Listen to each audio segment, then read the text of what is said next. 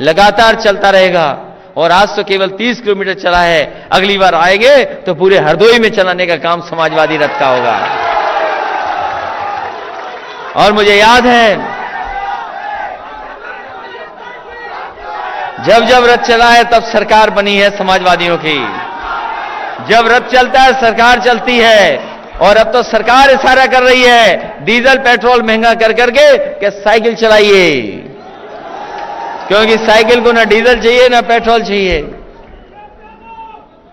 इसलिए सरकार भी इशारा कर रही है आपको, जाइए साइकिल की तरफ जाइए। इसलिए इस मौके पर जहां हम सरदार पटेल जी को याद कर रहे हैं, उन्होंने जो योगदान किया है देश को एक करने का, उनके योगदान को भी हम याद कर रहे हैं।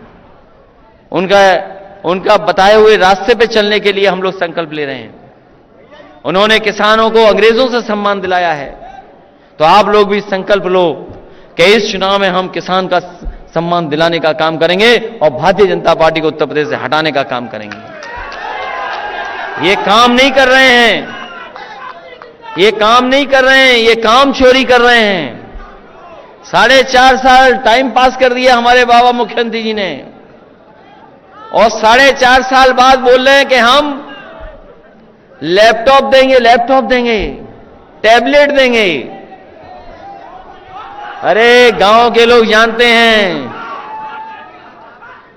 इन्होंने अपने संकल्प पत्र में लिखा था, नौजवान ये बात को अच्छी तरह समझते हैं क्योंकि सब मोबाइल चलाना सीख गए हैं।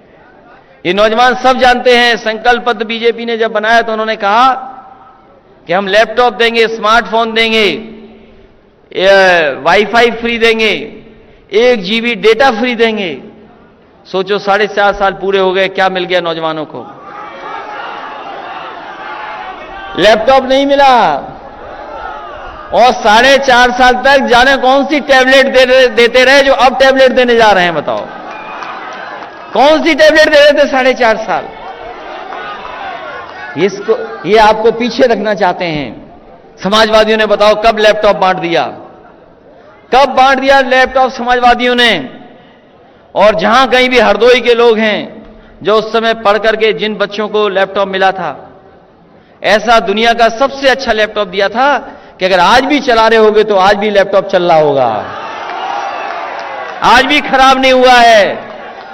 और वो लैपटॉप ऐसा है कि जब ऑन करते होगे तो हम और नेताजी दिखाई देते होंगे इसमें। और बाबा मुख्यमंत्री जी ने लैपटॉप इसलिए नहीं बांटा, बाबा मुख्यमंत्री जी ने लैपटॉप इसलिए नहीं बांटा क्योंकि वो लैपटॉप चलाना नहीं जानते हैं।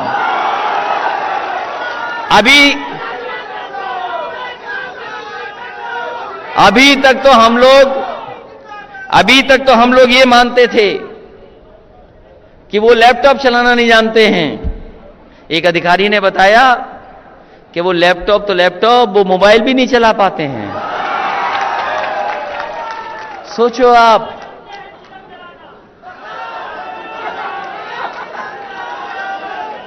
ये बीजेपी के लोग सब रखते हैं जेब में पुड़िया बच के रहना। सोचो जो लैपटॉप ना चला पाए, मोबाइल ना चला पाए आज के जमाने में, वो नौजवानों आपकी क्या बात समझेंगे? ये नौजवान वो है जो मोबाइल खोलता है, उसे अगर कोई सामान चाहिए तो वो मोबाइल से ही सामान मंगा लेता है। मोबाइल से सामान आता है कि नहीं आने लगा? और बताओ, आजकल कुछ जगह तो हो सकता है यहां ना हो व्यवस्था, लेकिन शहरों में तो है व्यवस्था, और कुछ कस्बों में भी व्यवस्था है कि जहां पर मोबाइल से खाना भी मंगाया जा सकता है। बताओ खाना आता है कि नहीं आता है?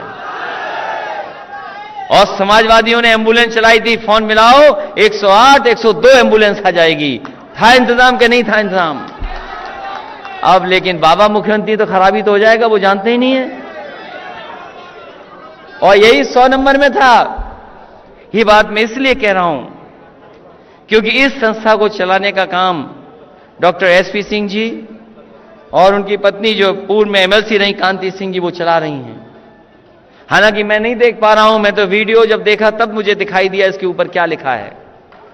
आपको तो दिखाई दे रहा होगा अंग्रेजी में क्या लिखा है, एक्सीलेंस फॉर ऑल। अगर ऐसी संस्था हो जो एक्सीलेंस फॉर ऑल कह रही हो, मुझे बाद में एक्सलेंस फ्रॉम ऑल।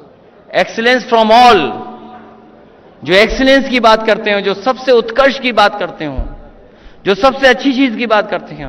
और मुझे याद है कि जब मैं स्कूल में पढ़ता था, मिलिट्री स्कूल में, तो हमारे मिलिट्री स्कूल का भी मोटो था परस्यूट ऑफ एक्सीलेंस, कि हमें लगातार वो काम करना है जिससे हम मेहनत कर करके उत्कर्ष काम और सबसे अच्छा काम करें। तो हमने तो अपने स्कूल में सीखा था, जिसका मोटो था British school, pursuit of excellence, और यहां पर एक्सीलेंस फॉर ऑल। और इसीलिए जब मुझे मौका मिला तो उत्तर प्रदेश में सबसे बेहतरीन काम करने का काम समाजवादियों ने किया। चाहे वो सड़क हो, चाहे वो एम्बुलेंस हो, चाहे मेडिकल कॉलेज हो, चाहे कोई बिल्डिंग हो। मैंने सुना है कि अभी लखनऊ में देश के सब डीजीपी आएंगे, कुछ पुलिस का बड़ा कार्यक्रम होने जा रहा है। मुझे खुशी है इस बात की कि भारतीय जनता पार्टी को अपना कोई काम दिखाने को नहीं है। वो अगर कोई काम अपना देखेंगे तो डीजीपी जो देश के आ रहे हैं, बड़े बड़े पुलिस के अधिकारी आएंगे, अगर किसी काम को देखेंगे तो समाजवादियों का डायल 100 और वही जो पुलिस का हेड ऑफिस बनाया समाजवादी सरकार में, वही देखेंगे। इन भारतीय जनता पार्टी पे अपना काम दिखाने को भी नहीं है।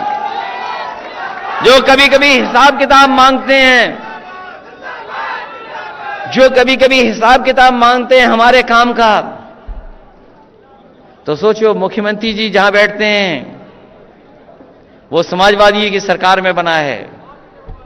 जिस हेलीकॉप्टर से कभी कभी उड़ते हैं वो भी समाजवादी सरकार का खरीदा हुआ है।